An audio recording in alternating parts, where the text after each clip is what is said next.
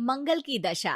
अरे कब से कुंडली देखी जा रहा है, कुछ बताएगा भी? हाँ बेटी, बताऊं ना, इसकी शादी का योग कब बनेगा? हर लड़के को रिजेक्ट कर देती है। इतनी देर में आलिया भी जॉगिंग से घर वापस आकर उनके साथ ही बैठ जाती है। अरे आशीष भाई, आप, मुझे सुबह से ही लग रहा था कि कुछ अपशगुन होने वाला है। देखिए, आप आ गए। मुझे तो उस लड़के के लिए अभी से बुरा लग रहा है जिसे तेरे लिए कुर्बान होना पड़ेगा।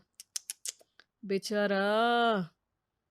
वैसे आप इतने बड़े ज्योतिषी बन गए, लेकिन अभी तक कुंवारे हो। क्या बात है? ग्रह योग नहीं बना रहे या कुछ और बात है?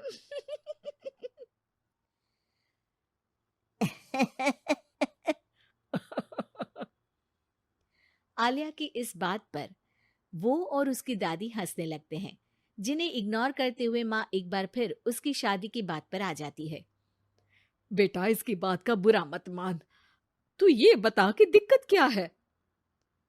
अरे मौसी, सबसे बड़ी दिक्कत तो इसके जिद्दीपन की है। बाकी मंगल भारी है। जिद और स्वाभिमान में फर्क होता है। मेरी पोती नेक दिल, सेल्फ इंडिपेंडेंट लड़की है। ऐसे ही कुछ कॉम्प्रोमाइज करके कहीं भी शादी थोड़ी ना कर लेगी। माँ जी, आपने ही इसे बिगाड़ कर रखा है। माँ, दादी और भाई की नॉन स्टॉप शादी वाली बातें सुनकर आलिया गुस्से में उठ खड़ी होती है। माँ, आपको पता है, मैं इन सब चीजों पर बिलीव नहीं करती। फिर भी आप लोगों ने मिलकर घर को सर्कस बना दिया है। घर वालों को ये सब सुनाकर आलिया तैयार होती है ऑफिस के लिए निकल जाने को, जहाँ रास्ते में उसे एक छोटी बच्ची फूल बेचते हुए मिलती है। दीदी, फूल खरीद लो ना, आज मेरी मम्मी का बर्थडे है। अच्छा, कितने के हैं? सिर्फ आपके लिए एक फूल, 20 रुपीज।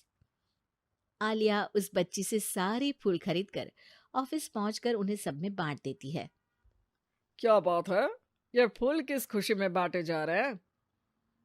फूल मिलने से सबके चेहरे पर जो खुशी आई है ना, उसी की समझ लो। चलो काम करते हैं। ऐसे ही आलिया अपने आसपास के लोगों में खुशियां बांटते हुए डेली लाइफ बहुत खुशी से जी रही होती है। दिन बीतते रहते हैं। एक शाम आलिया और उसकी दोस्त आइसक्रीम खरीदने जाती हैं। भैया, 2 चॉकलेट आइसक्रीम देना। तुम्हारा चॉकलेट आइसक्रीम से प्यार मुझे आज तक समझ नहीं आया। आइसक्रीम लेकर आलिया की दोस्त तो वहां से चली जाती है, लेकिन जैसे ही आलिया जाने लगती है, तभी एक जरूरतमंद बच्चा उसके पास आता है। दीदी, आइसक्रीम खिला दो। आलिया बिना कुछ सोचे अपनी आइसक्रीम उसे दे देती है। ये सब देख वहीं खड़ा देव आलिया के पास आता है। आप उसे पैसे भी तो दे सकती थी। हाँ, दे सकती थी, पर पैसे तो आगे उससे कोई दूसरा भी छीन सकता था। लेकिन इस आइसक्रीम को खाकर उसे जो खुशी मिलेगी ना, वो कोई नहीं छीन पाएगा। Wow, deep thought. आज से मैं भी ऐसे सोचना शुरू करूंगा।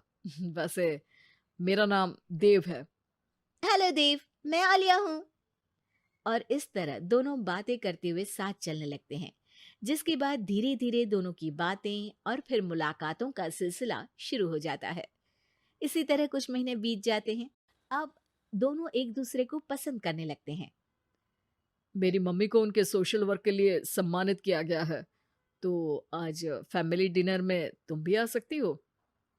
अगर तुम्हारी मम्मी की गिफ्ट के लिए तुम मेरे साथ शॉपिंग चलोगी तो जरूर आऊंगी।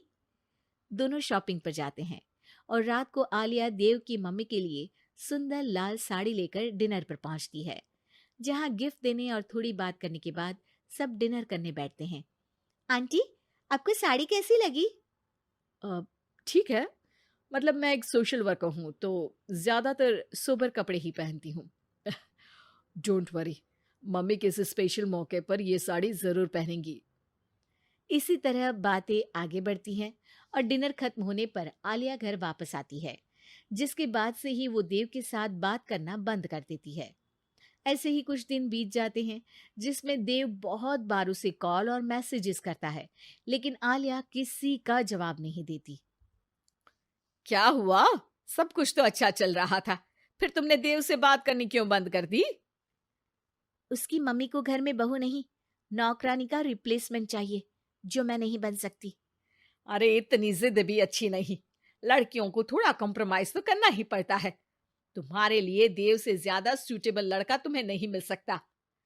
माँ उसे ये सब बोल ही रही होती है कि उसके फोन पर मैसेज आता है, जिसे पढ़कर वो तुरंत घर से निकलकर हॉस्पिटल पहुंचती है, जहां देव अकेला परेशान खड़ा होता है।